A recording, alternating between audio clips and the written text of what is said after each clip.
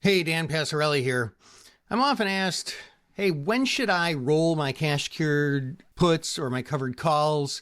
Should I let them expire and then put the new one on Monday, which I usually say no to? Or should I wait until Friday just before the bell rings or earlier Friday or even before that? Should I even sometimes roll early? The answer to me is that sometimes it does make sense to roll early when you can get a good enough premium, a premium that you think is reasonable for what you could get if everything were to work out just perfect and the option were to expire. I think you'll understand better with an example. So this is SPDRs, and I had on the 555 put that expired this Friday. And I know I'm going to have to roll it on Friday.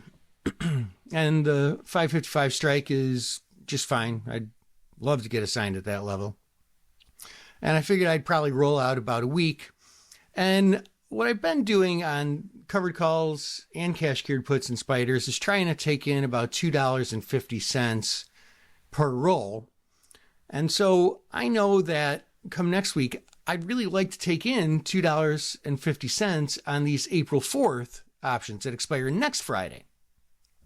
So what I did is I just put in a roll to buy back the March 28th 550 puts and to sell the April 4th 550 puts for a total credit of $2.50. And as things would have it, I ended up getting filled on that. I bought these for about 50 cents and sold these for about $3 a little earlier in the day when the market was down a little bit lower. And that meets my objective. And I did a video like this, I think maybe the end of last week, but it's such an important topic.